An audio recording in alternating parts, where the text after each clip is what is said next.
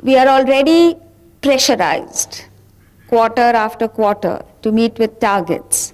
We're pressurized, students are pressurized to achieve results. Everyone is pressurized to act, to perform, and in the end, to retain our jobs. So what relevance does the Gita have in our lives? The Gita speaks of, in this chapter particularly, action, dynamic action, dedicated action, perfect action, which is a far cry from the actions that we perform. We are only used to lackadaisical, indifferent, inefficient action. We are used to two types of actions. One is indifferent actions, where you're slothful, lazy, or we are exposed to selfish, ambitious actions which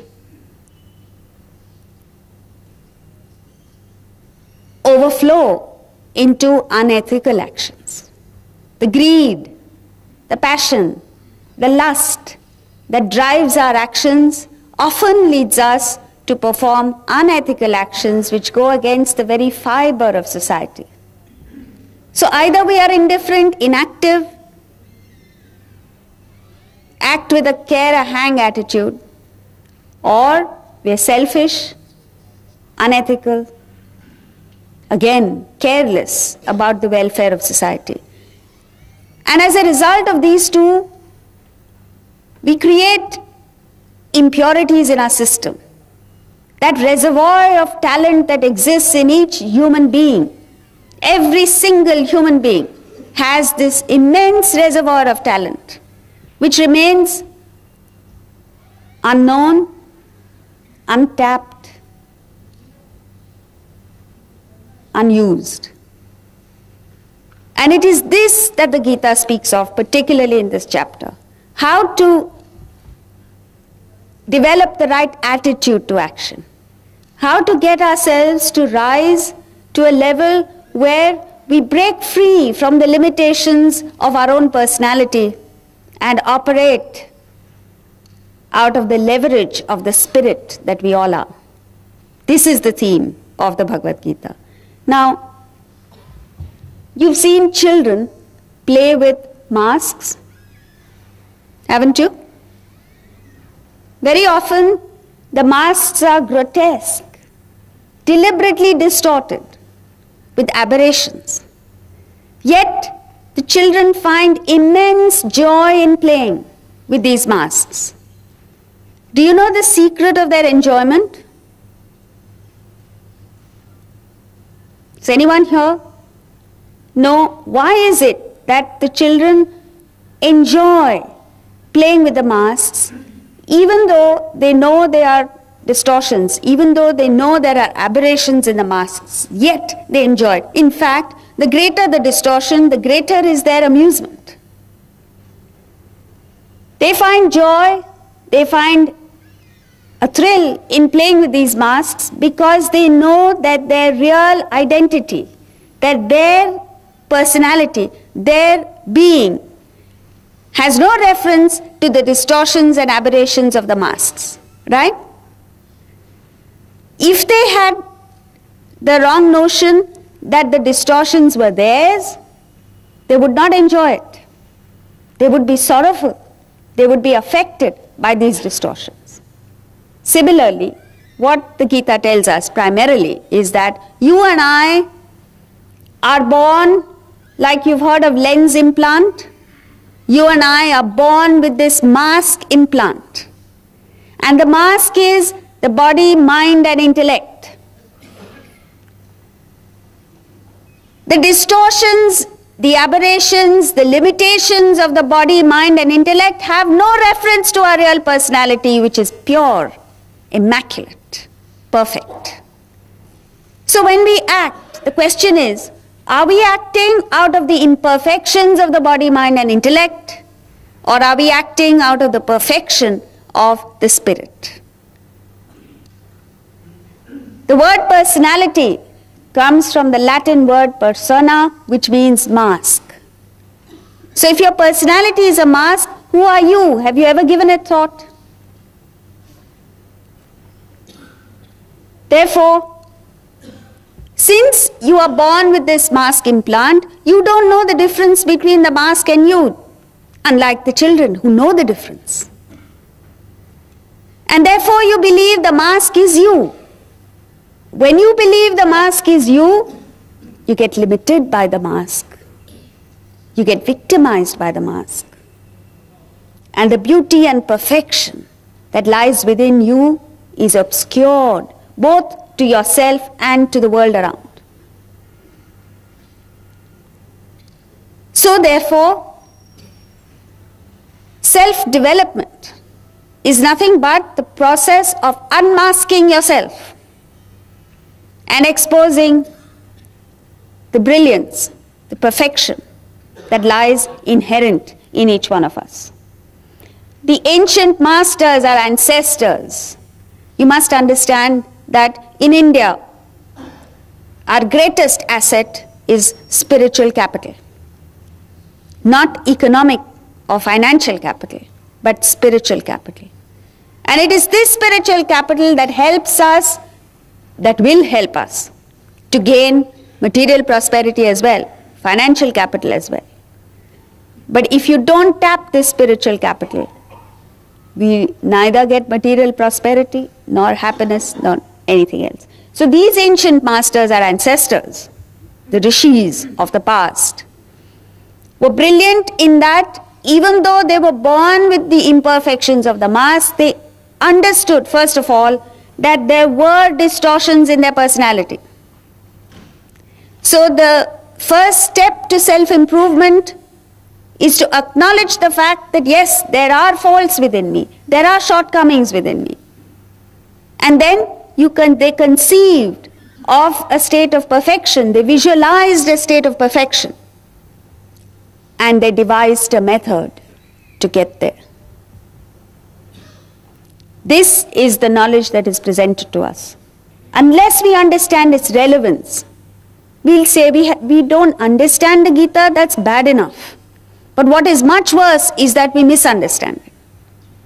So when you tell people, and I hope you go back home this evening and tell people, your friends, your relatives, that there is this wonderful knowledge of the Gita that is available to us for the next 6 days, they might turn around and say, some of them will definitely say, yes, I'm interested, I'll come. Some might say, oh, but I'm an atheist. What does being atheist have to do with tapping your potential?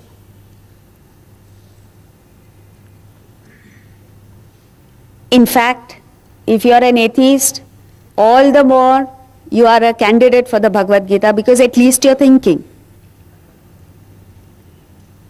It's the believers who sometimes don't think.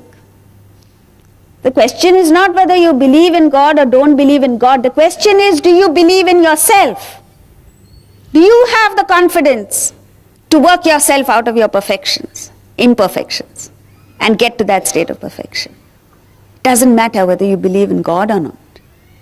You must have that enthusiasm to reach into the depths of your personality and leverage the power of the spirit within you. It's a pity if you don't do that, because as human beings, we are heir to that. Only as human beings can we tap this potential. No other creature in the world can tap this potential. So therefore, these ancient rishis understood that there were distortions, first of all. They visualized a state free from these distortions. And they devised a method to get there. So therefore, once they got there, once they got to the state of perfection or self-realization or God-realization, what happened is they had the option of operating with the mask, which is the body, mind and intellect, working with the body, mind and intellect in the world, and remaining without the mask in their pristine glory. For instance, Krishna is the central character of the Bhagavad Gita, the teacher in the Gita. He was a realized soul. He had this flexibility of whenever he operated with the body, mind and intellect, with the mask, he was extremely endearing, captivating, attractive. He had this magnetic influence on people around him.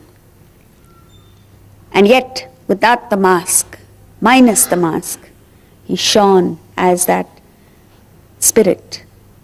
And he was awesome, worshipful. Every realized soul got there. Even as a child, there are wonderful stories. You know, to speak of the philosophy, to understand the philosophy is a little difficult. It's terse, it's subtle. So, for the benefit of the common person who didn't have this intellectual capability, what the masters did was converted this philosophy into stories. And the stories communicated it most brilliantly, most beautifully. So there is a story of Krishna who, as you all know, was very mischievous as a child, full of mischief, full of energy, dynamism, cheer. And he was in the habit of stealing butter. So one day a gopi caught him stealing butter from her own home and decided, yeah, I've got him red-handed. So she locked him up and decided to go to Yashoda, Krishna's mother, to complain to her because she was so captivated by Krishna that she couldn't believe that he was up to mischief.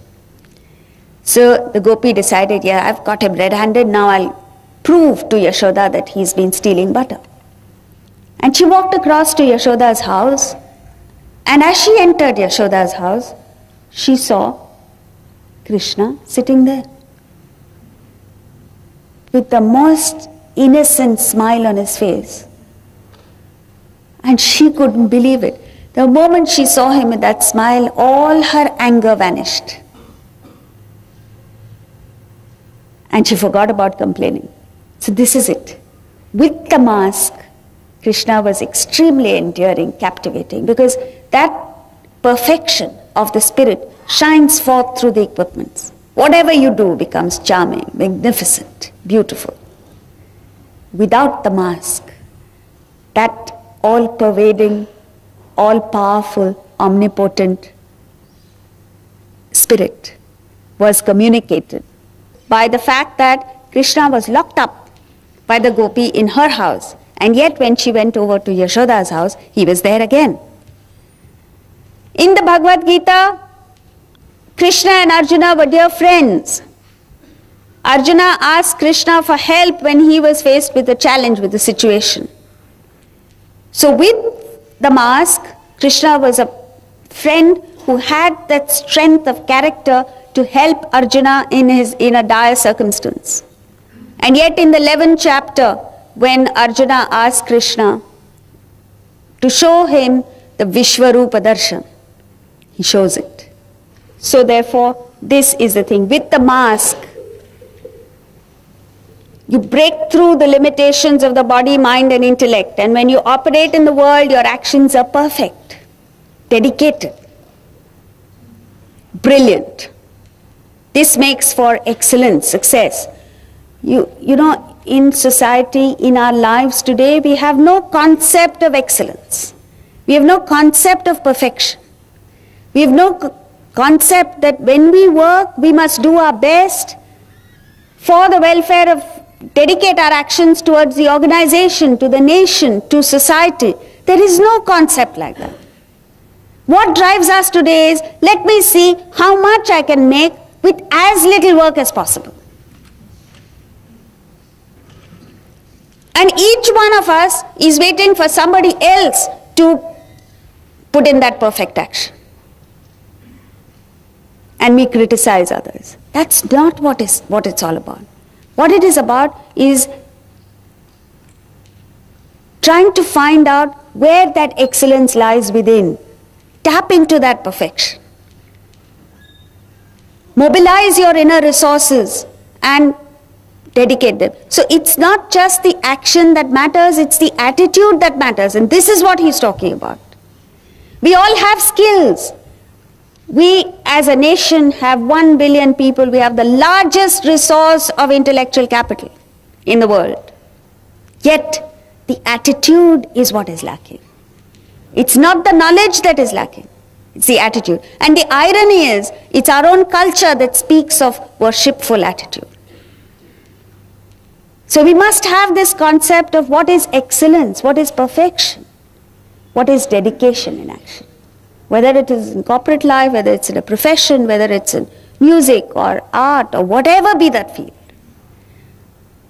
Many years ago, when our ancestors lived this knowledge, we were a role model for the world to follow. The whole world came to India for its wealth, for its culture, for its education, for its music, performing arts, etc.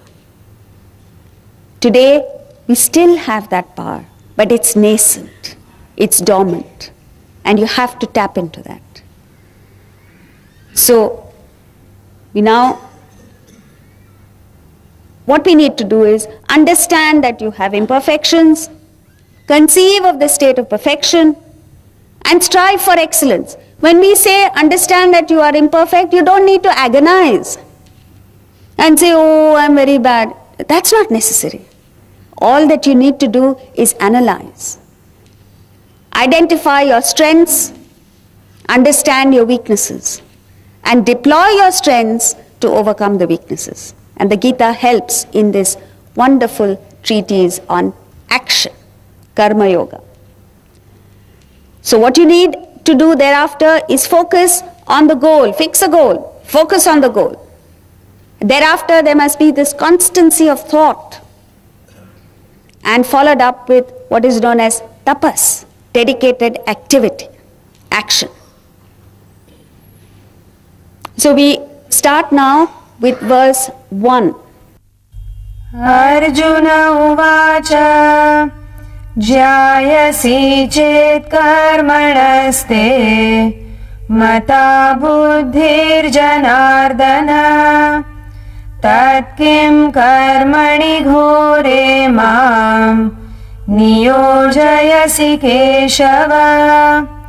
Arjuna said, O Janardana, protector of people, why do you prescribe this violent action if you think knowledge is superior to action, O Keshava, killer of Keshi? The Bhagavad Gita is a conversation between Krishna and Arjuna, two dear friends. And Arjuna questions Krishna on various aspects of life. So here he says, he addresses Krishna as Janardana, which literally means protector of people. Why do you prescribe this violent action, this ghora karma? He is referring to fighting this battle.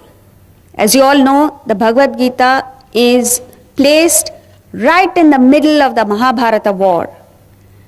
And the sermon is given by Krishna to Arjuna when Arjuna asks Krishna, his charioteer, to drive him between the two armies so that he may assess the strength of the enemy forces.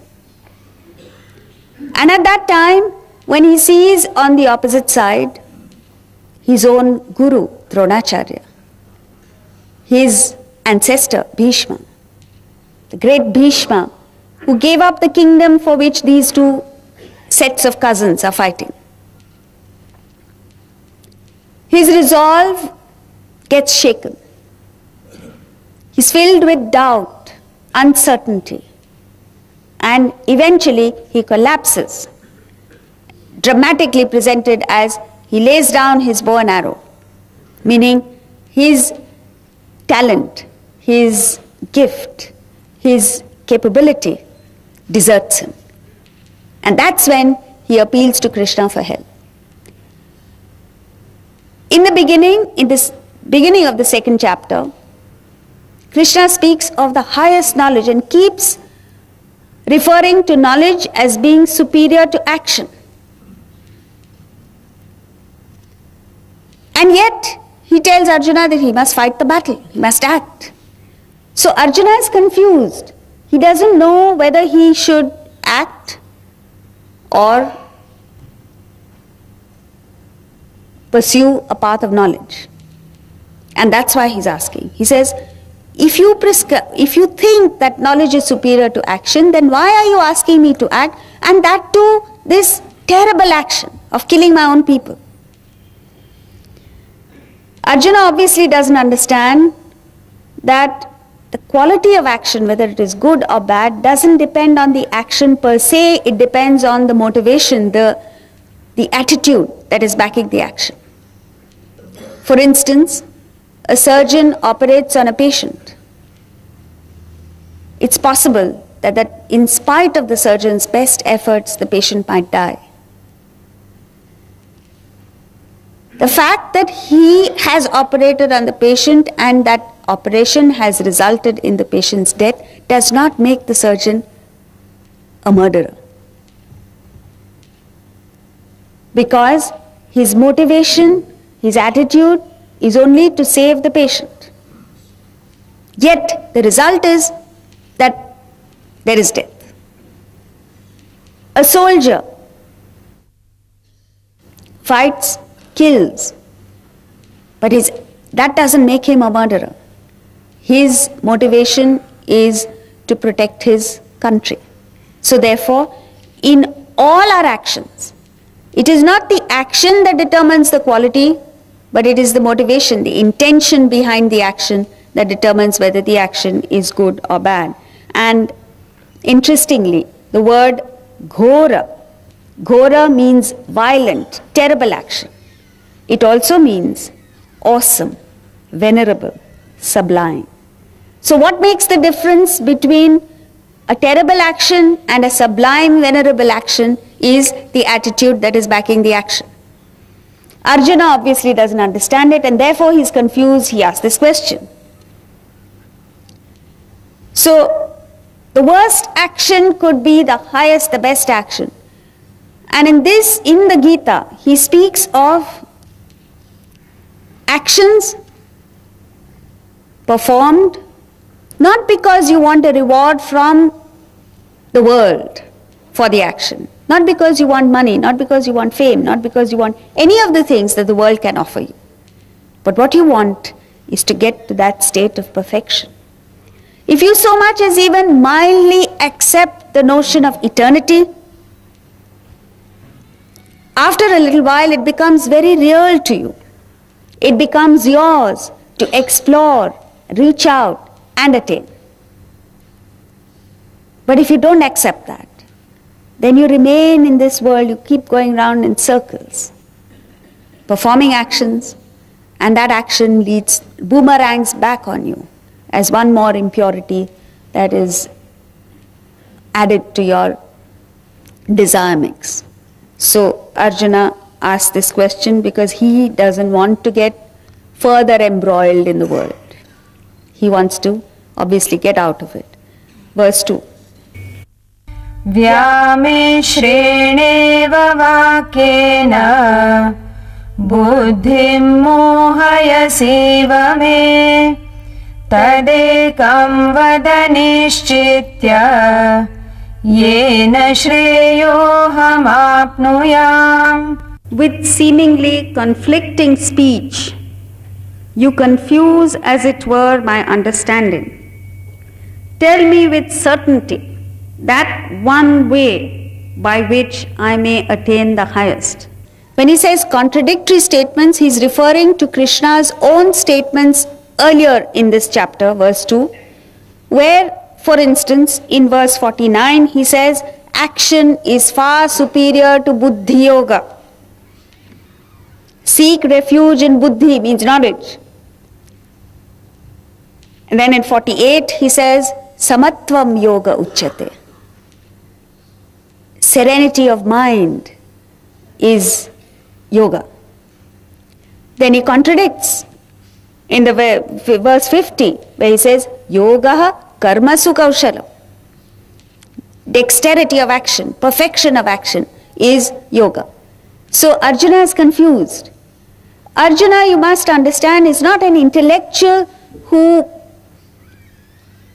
takes pleasure in analysis. Arjuna is a warrior, and the warrior's psyche is to be told what to do. He follows orders.